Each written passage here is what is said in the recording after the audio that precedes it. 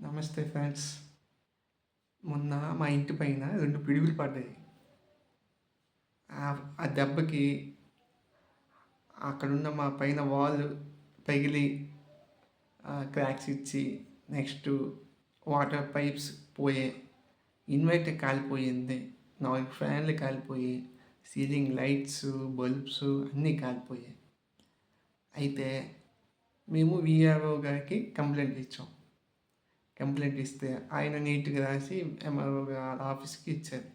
అయితే దీనికి స్కీమ్ ఎట్లేమట.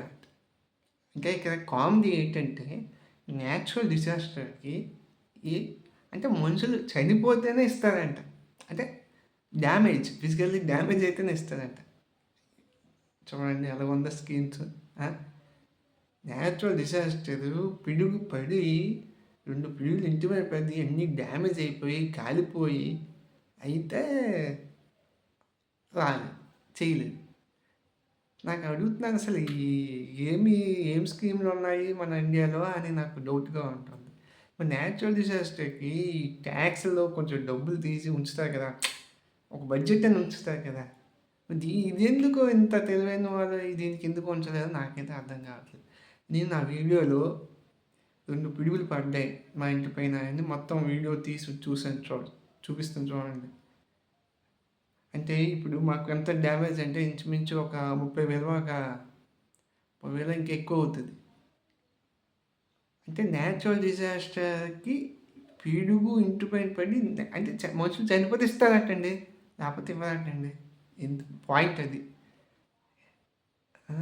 అంటే ఈ డ్యామేజ్ అయిపోయింది వాళ్ళకి కనిపించదంట. ఏంటో నాకేమి అర్థం కావట్లేదు. అసలు స్కీమే లేదనేసారు. మరి ఏంటో నాకైతే అర్థం కాలేదు మరి. అంటే ఈ ట్యాక్స్ డబ్బులు లేకపోతే ఈ న్యాచురల్ డిజాస్టర్ మేనేజ్మెంట్‌కి తీసే డబ్బులు దీనికి వర్తించవా? ఇప్పటికైనా గవర్నమెంట్ ఇలా దీనికి ఒక బడ్జెట్ ఉంచండి. ఇంకా పేదవాళ్ళంటే వాళ్ళు ఎలాగ భరిస్తారు? ఏంటి 2 పిల్లలు ఇంటిపై వచ్చి డ్యామేజ్‌లు అయిపోయి మా ఊర్లోన, పక్క ఊర్లోన, మా తాతగారి ఊర్లోన మొత్తం అందరూ వచ్చేసి చూసి అయ్యా బాబోయ్! అంటే గవర్నమెంట్‌కి కంప్లెయింట్ ఇస్తే మినిమమ్ రెస్పాన్స్ లేకుండా స్కీమే లేదనేస్తుంటే ఏంటసలు? యాక్చువల్‌గా మాది శ్రీకాకుళం జిల్లా పోలాకి మండలంలో 2 పిడుగులు పడ్డాయి. మేము కంప్లెయింట్ ఇచ్చాం. వీఆర్ఓ గారు నీట్‌గా రాసి ప్రాసెస్‌ని తీసుకెళ్ళలేదు. ఆ పైనున్న ఆఫీసర్ దీనికి స్కీమ్ లేదన్నారు. నాకైతే ఏమి అర్థం కాలేదు. నేచురల్ డిజాస్టర్‌కి స్కీమ్ లేకపోవడం అనేది నేను ఫస్ట్ టైం వింటున్నాను. అంటే ఈ పిడుగులు ఓన్లీ చెట్ల మీద పడతాయని అనుకుంటున్నారు వాళ్ళు. అలాంటి దీంట్లో ఉన్నాం మనం.